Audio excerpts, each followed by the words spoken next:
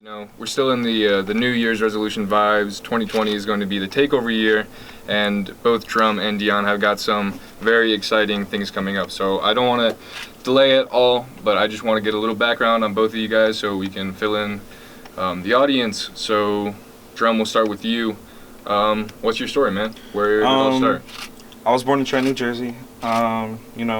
Single parents, stuff like that. I was always making music. My pops, he was an artist for a long time. He was very underground. I was exposed, a lot of different music in the house and stuff like that. My mom, I lived with my grandma. So I'm Puerto Rican, so we play a lot of Spanish music in the house and stuff like that. But I was listening to jazz, hip hop, rock music, pop, all that type of stuff. And then about 5 years in, working with the homies and stuff like that, just trying to get our feet from the ground and stuff like that. So, it's been crazy. It's been, it's definitely been an exciting journey. But then would you say that you were influenced by your family to make music, or do you think music came from somewhere else? I was definitely family. Just, being exposed to all that, to all the culture and stuff like that, how I was raised, and especially the city that I was in. It definitely affected me. It definitely influenced me to make the type of music that I make today. So, yeah. Awesome. And then Dyon, I'll raise the same question to you. Yeah. I was born in Chambersburg, Pennsylvania. So it's a really small town.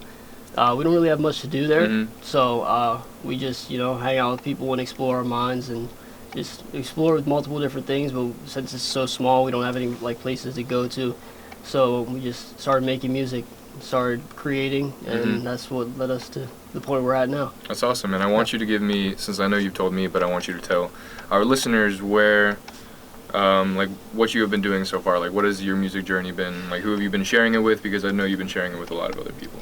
I grew up with Lil Skies, as a lot of people know, and his brother Cameron. We're all really close, and ever since he took off, we started really buckling down and realized that this is what we're supposed to be doing. So that's the main motivator. So you think you got a lot of inspiration from Skies? Yeah, for sure. Seeing it unfold in front of you is really a different type of thing for I a can musician. imagine. Yeah. And I know you had mentioned it to me before, but you had, since everyone knows that Lil Skies, has that been sort of an issue for you, kind of giving out your own music because people are maybe too clouded with the image that? I have such a different sound, and I'm really influenced by rock and stuff, so I don't do the real trappy stuff. So it's whenever they hear it, they know that it's a different. It's taking a different route.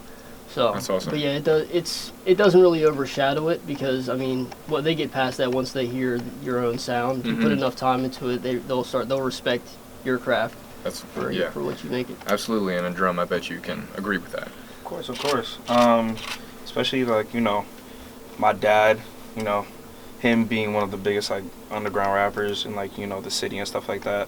I'll always be walking around and stuff like that with my pops and that's little Junie and stuff like that. Because my dad's name is Junie and stuff like that, or Jose. And it's just being overshadowed and stuff like that. Being in his shadow. I completely understand where he's coming from, but then again, I sound totally different my pops. So yeah, man.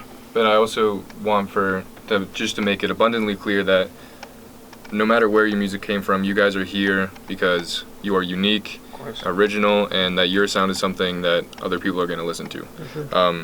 Not to get that confused. Of course.